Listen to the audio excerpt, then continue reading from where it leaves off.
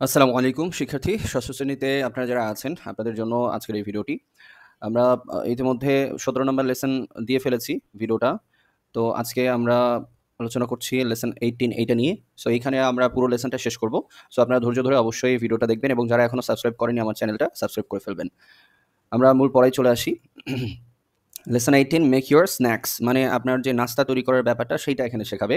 আমরা ছোটোখাটো কিছু নাস্তা কিভাবে তৈরি করতে পারি সেটাই সুন্দর করে রেসিপি দেওয়ার মাধ্যমে এখানে শেখাবে। সো আমরা এখান থেকে শিখতে পারি, নো প্রবলেম। প্রথমে এ নাম্বার অ্যাক্টিভিটিসে লেখা রয়েছে, দেখেন mister Nilufar Ahmed is teaching her Son Adib how to make easy snacks at home.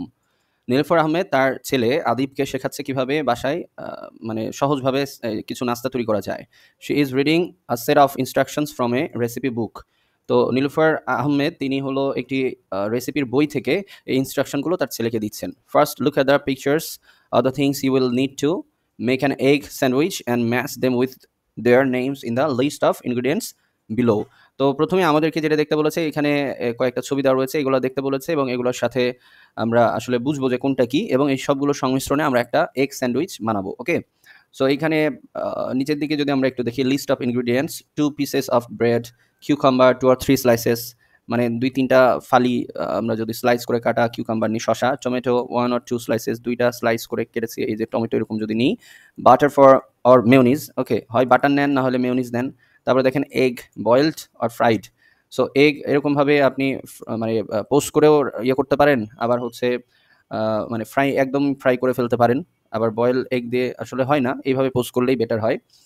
তারপর লেটুস পাতার কথা বলা হয়েছে এই যে এখানে দেখছেন, এবং তারপর দেখেন 1 স্লাইস অফ চিজ, আমরা এখান থেকে চিজের কথাটাও পেয়েছি। সো আমরা এই কয়েকটা ইনগ্রিডিয়েন্টস এই উপাদানগুলো আমরা কিন্তু পেয়েছি, ঠিক আছে। সো এবার আমরা চলে আসি কিভাবে এটাকে তৈরি করতে হয়। হ্যাঁ, হাউ টু মেক। প্রথমে first take two slices of bread. প্রথমে 2টা পাউরুটি নিতে হবে, পাউরুটির যে স্লাইস করা আছে ফালি করে কাটা আছে সেটা নিতে হবে।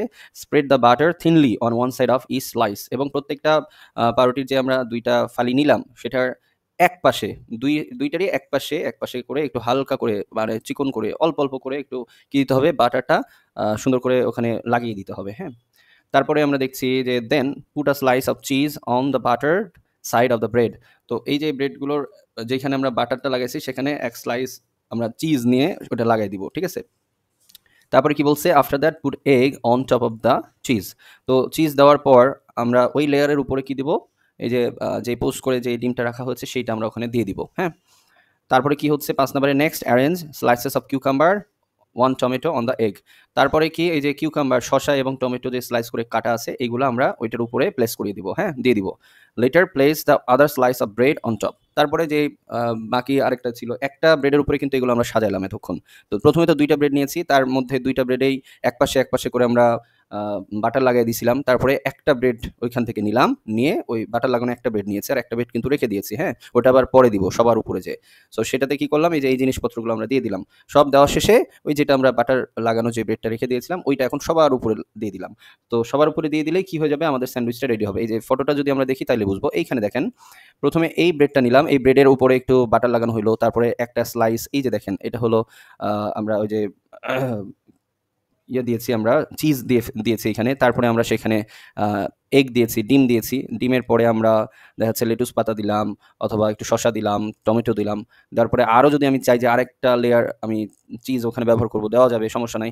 দেন এই যে পরবর্তী যে আমাদের রুটির আরেকটা ভাগ ছিল, অংশ ছিল, সেটা সবার উপরে দেবো। তো এই টোটাল মিলে হয়ে গেল আমাদের স্যান্ডউইচ। আমি জানি এটা আপনারা জানেন, তবে যেহেতু পড়তে দিয়েছে এখন আমাদের পড়তে হচ্ছে। ওকে, এবারে আমরা আসি, আমরা চাইলে এটাকে 2 ভাগে ভাগ করতে পারি, ঠিক আছে। এটা বুঝাচ্ছে যে অনেক সময় আপনারা দেখবেন যে ক্রস করে অনেকটা ত্রিভুজ আকৃতির করা যায় না, মাঝখান দিয়ে চাকু দিয়ে কেটে ফেলে, সেই কথাটা বলছে। হয় আপনি সেরকম করেন, না হলে যেরকম আছে এভাবে আপনি খেয়ে ফেলতে পারবেন, কোনো অসুবিধা নাই।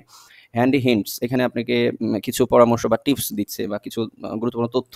Remember to wash and dry all vegetables before preparing them. তো এগুলো করার আগে অবশ্যই আপনাকে হাত ধুইতে হবে, এবং যেই সবজিগুলো ব্যবহার করছেন যেমন টমেটো, তারপরে শসা, লেটুস পাতা, এগুলো আপনাকে ধুয়ে নিতে হবে, ঠিক আছে।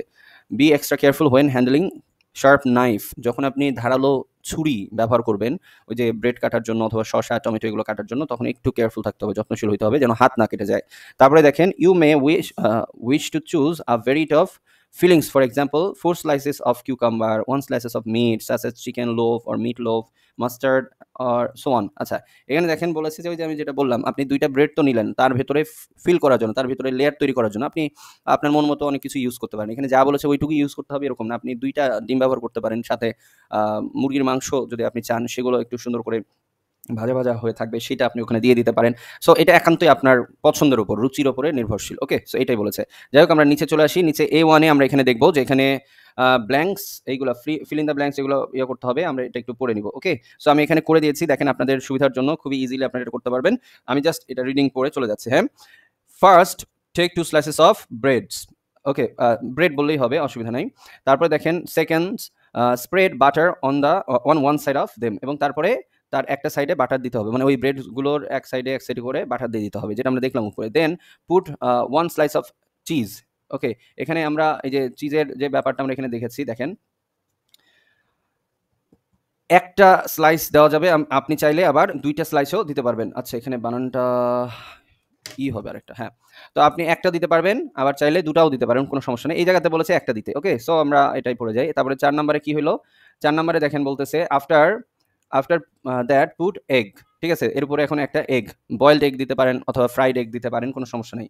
Letter arrange 1 slice of cucumber and tomato. তারপরে শসা এবং টমেটোর স্লাইস একটা করে দিয়ে দিবেন। তারপরে finally place the remaining slice. Remaining মানে কি? বাকি আছে যে স্লাইসটা বা ওই পাউরুটির যে অংশটা, সেটা এই যে bread on top of another serve. তো ওইটা আমরা যেটার উপরে লেয়ার করলাম তার একদম উপরে ওই বাকি পাউরুটির অংশটা ওটা দিয়ে দিব, তাহলে আমাদের স্যান্ডউইচটা রেডি। ওকে, এখানে কোনো ঝামেলা নেই, আপনারা সুন্দর করে তুলে নেবেন। আমি এগুলো মুছে দিচ্ছি, তাহলে দেখতে সুবিধা হবে। ওকে, সো এটা জাস্ট পজ করে আপনারা তুলে নেবেন, তাহলেই হবে। 4 নম্বরে বি নম্বরে এখানে কি বলেছে দেখেন, here is a recipe for making an omelette. Omelette মানে কি? ওই যে ডিম ভাজা। ঠিক আছে, complete the recipe by replacing the pictures with words from the box. So এইখানে এই যে দেখেন সুন্দর করে এই ছবি দেওয়া আছে, আমাদেরকে বলেছে যে এই ছবিটার মানে রিটেন ফর্ম লিখতে হবে। এখানে যে ছবি দেওয়া আছে সেটা লিখতে হবে, লিখে বুঝাইতে হবে এটা কোন ছবি দেওয়া রয়েছে। এবং এটার জন্য আমরা হেল্প নিতে পারবো যে নিচের এইটা, এই চার্টের আমরা হেল্প নিতে পারবো। এখানে কি কি আছে দেখেন, omelette, pour, cooking oil, fork, তারপর frying pan, heat, spoon, 4 eggs, onion, stove, bowl, chilli. So fork বলতে আমরা বুঝবো যে ওই যে কাঁটা চামচ যেটা আছে সেটা। পোর বলতে আমরা বুঝবো কোনো কিছু ঢেলে দেওয়ার যে ব্যাপারটা সেটা। কুকিং অয়েল তো আমরা জানি। স্পুন মানে হলো চামচ। তারপরে দেখেন অমলেট মানে ওই যে বললাম ভাজা ডিম। ফ্রাইং প্যান তো চেনেন আপনারা। স্টোভ মানে চুলা। বোল মানে হচ্ছে যে বাটি টাইপের কোনো কিছু। চিলি মানে এখানে কাঁচা ঝাল বা কাঁচা মরিচ যেটা বলেন না আপনারা সেটা। হিট মানে তো গরম করা বা আগুনের তাপ দেওয়া, সেটা বোঝাচ্ছে। সো আমি এখানে দেখেন সুন্দর করে এটা দিয়ে রেখেছি, আপনারা জাস্ট একটু এটা তুলে নেবেন। হ্যাঁ, যেমন দেখেন এখানে বলেছি use a minimum of 4 eggs. যা দেওয়া আছে সেই অনুপাতে আপনাকে লিখতে হবে, এবং এটা কিন্তু এখানকার অনুযায়ী লিখতে হবে, চার্ট অনুযায়ী, তাই না? তো চার্টে কিন্তু 4 এগস দেওয়া আছে, সো আমরা শুধু এগস দিলে হবে না, 4 এগস পার অমলেট।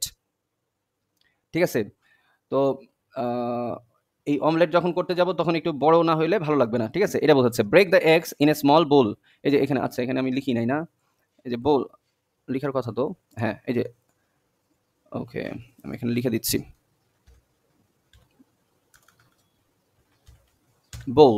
ওকে, সো এখানে কি বলেছে, এই ডিমগুলো কোথায় ভাঙতে হবে? একটা এই যে সুন্দর এই বাটিতে ডিমগুলো ভাঙতে হবে। তারপর কি পুট 1 টিস্পুন, না বলে যদি আপনি স্পুন বলেন তাও চলবে, কোনো সমস্যা নেই, যেহেতু ওখানে স্পুন বলা আছে আমরা এখানে টিস্পুন না দিই। হ্যাঁ, ওকে, ঠিক আছে।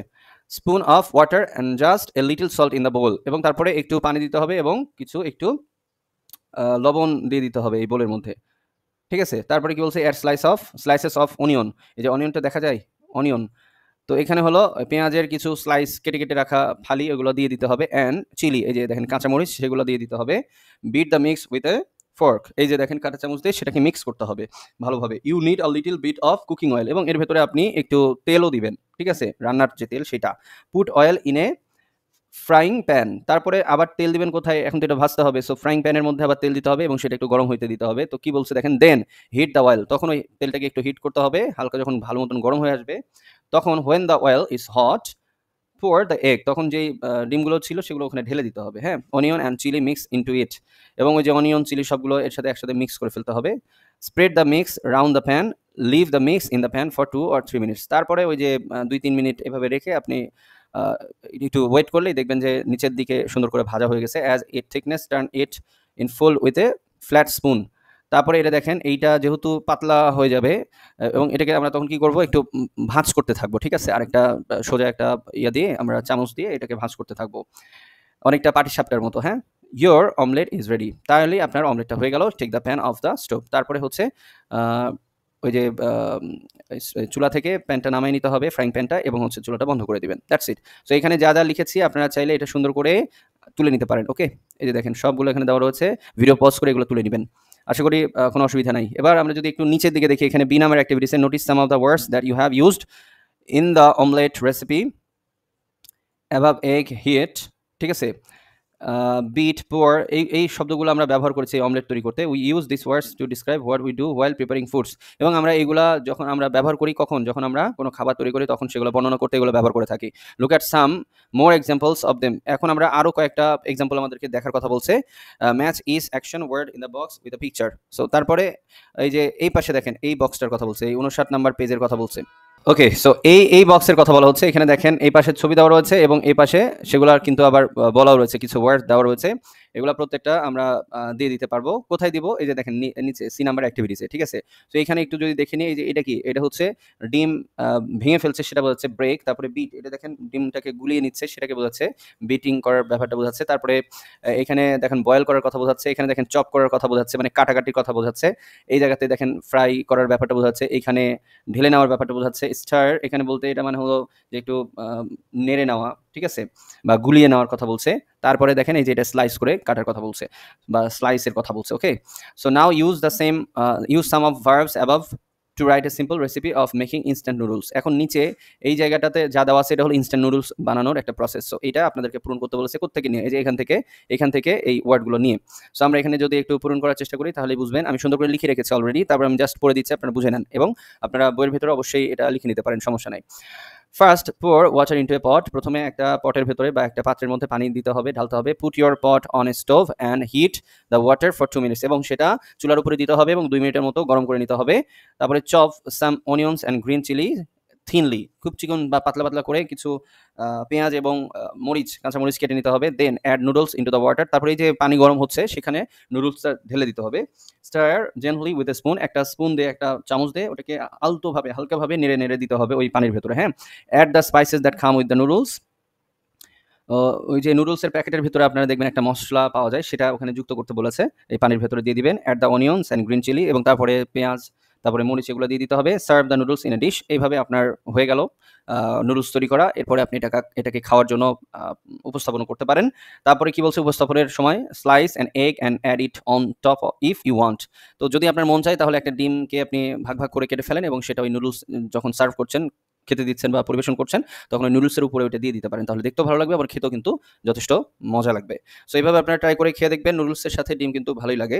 যাই হোক, সো এরই মধ্যে আমাদের 18 নম্বর লেসন শেষ। খুবই সহজ লেসন এইটা, জাস্ট শূন্যস্থানগুলো পূরণ করা। সো আমার মনে হয় আপনারা বুঝতে পেরেছেন। কেমন লেগেছে সেটা জানাতে ভুলবেন না এবং পরবর্তী ক্লাসে আমরা পরবর্তী লেসন নিয়ে আলোচনা করবো ইনশাআল্লাহ। সবাই ভালো থাকবেন, সবার সুস্থতা কামনা করছি। আল্লাহ হাফিজ।